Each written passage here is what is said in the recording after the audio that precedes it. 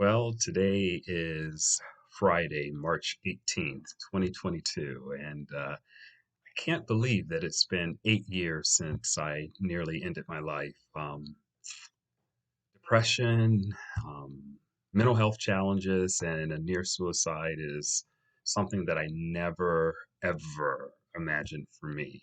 But sometimes life gives you curveballs, and we have to make choices. And even though things turned out challenging for me for greater than a decade, I'm still proud of the choices that I made to not be unethical, not allow people to do unethical things or to bully me at work. And in making those difficult choices, it made me really examine my life and who I want to be. And one of the things that I'm really proud of now is by owning my story, no one else owns me.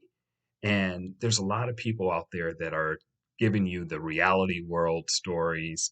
But the one thing that I've done throughout this entire journey is to be true to myself.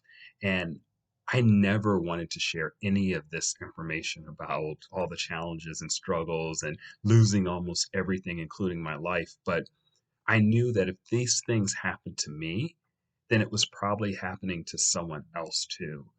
And probably the thing that I never even imagined the most was that in sharing my story, that so many people have contacted me and told me what it means to them because they're facing their own challenges and they're not willing to share or they don't have someone to share it with. And so I never imagined that sharing my story would help other people, people that I've known throughout my life. But in the first year after my near suicide, I recorded a video just to sort of mark the occasion. And recently I watched it for the first time in a long time. And in watching that, I felt like I was watching a zombie or a ghost. It was someone that I didn't even recognize. And after that video, I continued to write more. And I was able to meet this incredible woman named Mary Hanson who lost her son, Brian, to suicide in 2012. And I just cannot tell you what that relationship has done for me. She is a mother who was grieving, who we both were sharing our pains, and we both have become very, very close. And in becoming close, we've actually helped, which I didn't even realize. I thought she was helping me, but we actually ended up helping each other. And for her love and support through all of this, I am forever grateful. But most importantly, I'm thankful for my brother Johnny, who paid attention to the warning signs that I was in a mental health crisis, and if it wasn't for him, I wouldn't be alive today. And my sister Joyce, who helped, and then another friend who doesn't like to be named, so I'm not going to name. And it's just I just couldn't have imagined the 8 years that I've had, and they've actually been incredible, and they would have all been missed if I had ended my life. I never imagined that I would go back to the same school district that told me to leave school in the 10th grade to deliver a commencement address. I never imagined that I would teach inmates and have taught over 500 inmates now. I have met some incredible students who I've been able to develop some great relationships even to today and who have taught me so much about life and living to develop a college course or at a university. Actually, it was a university course and for incoming freshmen, but life can be fleeting. And sometimes we have moments that are really, really challenging, and sometimes they can be really, really bad. But one of the things my brother Johnny told me is, Stacy, This is a moment. You gotta get past this moment. And I am grateful to God that I got past that moment. And I've had many, many, many more.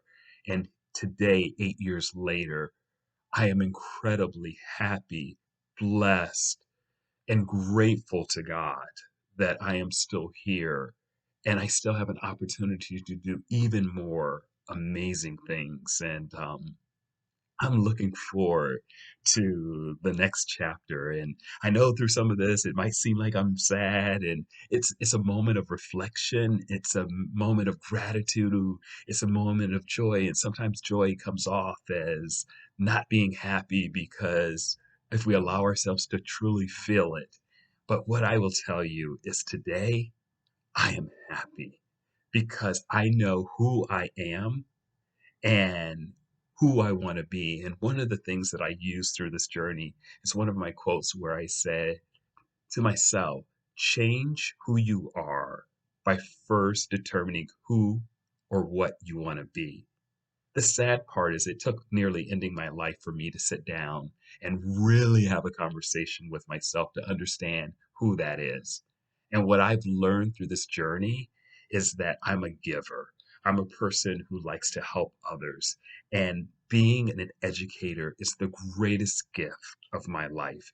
And for the rest of my days, as long as I'm capable, I will continue to do outreach and hopefully inspire even more people and push myself even further to achieve some even bigger accomplishments.